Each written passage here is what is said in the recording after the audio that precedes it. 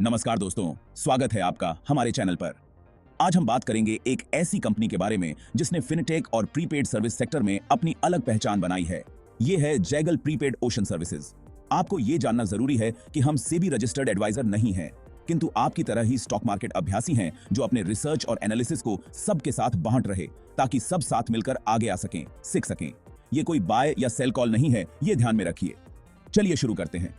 अगर आप इस कंपनी में निवेश करने की सोच रहे हैं या इसके बारे में जानना चाहते हैं तो इस वीडियो को पूरा देखें। हम यहां इस कंपनी का फंडामेंटल एनालिसिस करेंगे, इसके महत्वपूर्ण रेशियोज, एक्सक्लूसिविटी और भविष्य की संभावनाओं पर बात करेंगे। तो चलिए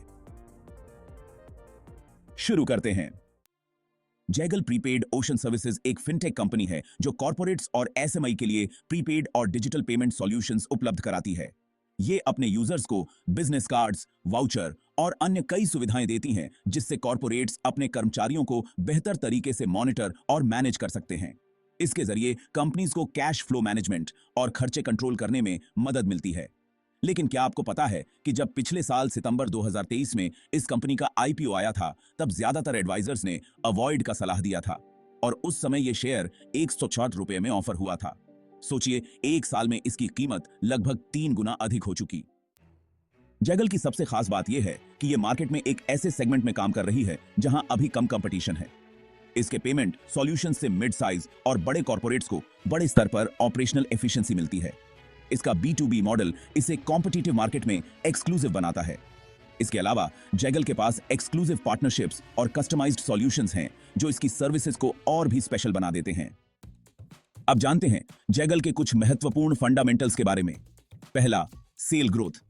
पिछले वित्तीय वर्ष में जैगल का सेल्स ग्रोथ रहा 56%, जो दिखाता है कि कंपनी अपने सेल्स और बिजनेस में स्थिरता से बढ़ोतरी कर रही है। पिछले वित्तीय वर्ष में कंपनी का कुल रेवेन्यू 300 करोड़ रुपए था। दूसरा, नेट प्रॉफिट मार्जिन। कंपनी का नेट प्रॉफिट मार्जिन फिलहाल लगभग 6% है, जो बताता है कि कंपनी अपने ऑपरेटिंग कॉस्ट्स को मैनेज करने में किस हद तक सफल रही है। पिछले साल कंपनी का नेट प्रॉफिट लगभग 59 करोड़ रुपए था। तीसरा, debt to equity ratio. Zaggle का डेट टू इक्विटी रेशियो 0.15 है, जो इंडस्ट्री एवरेज से बेहतर है और कंपनी की फाइनेंशियल स्थिरता को दर्शाता है। चौथा, compound annual growth rate AGR। Company का CAGR इस समय 77% है, जो इस सेक्टर में इसकी स्ट्रॉन्ग परफॉर्मेंस को दर्शाता है। और आखिर में अर्निंग्स पर शेयर EPS। इस समय कंपनी का EPS 480 रुपए है और इसमें लगातार वृद्धि देखने को मिली है, जो निवेशकों के लिए एक पॉजिटिव संकेत है। सेक्शन 5, भविष्य की संभावनाएं। अब जानते हैं जैगल के भविष्य की संभावनाओं के बारे में। जैसे जैसे डिजिटल पेमेंट्स का इस्तेमाल बढ़ रहा है, जैगल के B2B प्रीपेड और फिनटेक सॉल्यूशंस की डिमांड भी बढ़ने की संभावना है। कंपनी लगातार अपने प्रोडक्ट्स में इनोवेशन ला रही है, जिससे कि कॉर्पोरेट्स को खर्चों का अच्छा कंट्रोल मिल सके। इसके अलावा अगर जैगल और भी बड़ी पार्टनरशिप्स बना पाती है और अपना ग्लोबल एक्सपेंशन प्लान करती है, तो इसके ग्रोथ के चांसेस और भी बढ़ सकते हैं। Section 5, risk factors. किसी भी निवेश से पहले हमें रिस्क फैक्टर्स को समझना जरूरी है। जैगल के मामले में सबसे बड़ा रिस्क मार्केट का बदलता हुआ रेगुलेटरी एनवायरनमेंट है। साथ ही नए प्लेयर्स का मार्केट में आना भी एक संभावित रिस्क हो सकता है। इसके अलावा डिजिटल ट्रेंड्स के बदलाव के साथ जैगल को हमेशा अपडेटेड रहना होगा ताकि ये कंपेटिटर्स से आगे रह सके। सेक्शन 6, निष्कर्ष। तो दोस्तों, ये था जैगल प्रीपेड ओशन सर्विसेज का एक छोटा सा फंडामेंटल एनालिसिस। आइए टेक्निकल एनालिसिस भी देख लेते हैं। इस समय जैगल के शेयर का भाव 414 के आसपास चल रहा है, जो कि अपने ऑल टाइम हाई से लगभग 16% नीचे है। ध्यान देने लायक बात यह है कि अभी वो अपने 50 डे मूविंग एवरेज से एकदम निकट है। यहां से बाउंस बैक होने की संभावनाएं अधिक रहती हैं। इसको कंफर्म किया जा सकता है फिबोनाची लेवल्स से।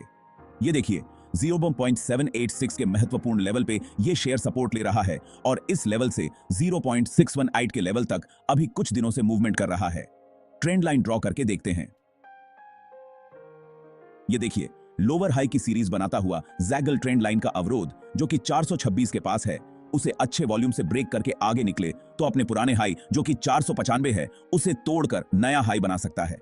अगर आप इसे एक लॉन्ग टर्म इन्वेस्टमेंट के रूप में देख रहे हैं तो इसके फिनटेक मॉडल और प्रीपेड सॉल्यूशंस पर जरूर गौर करें। यह कंपनी उन इन्वेस्टर्स के लिए अच्छी हो सकती है जो high risk high reward market में इन्वेस्ट करने की सोच रहे हैं। आपको यह वीडियो कैसा लगा हमें कमेंट्स में जरूर बताएं और अगर आप किसी और कंपनी के बारे में भी ऐसी जानकारी चाहते हैं तो नीचे कमेंट करें। चैनल को सब्सक्राइब करना ना भूलें और इस वीडियो को लाइक और शेयर करें ताकि और लोग भी इसका फायदा उठा सकें। फिर मिलते हैं अगले वीडियो में, तब तक के लिए हैप्पी इन्वेस्टिंग।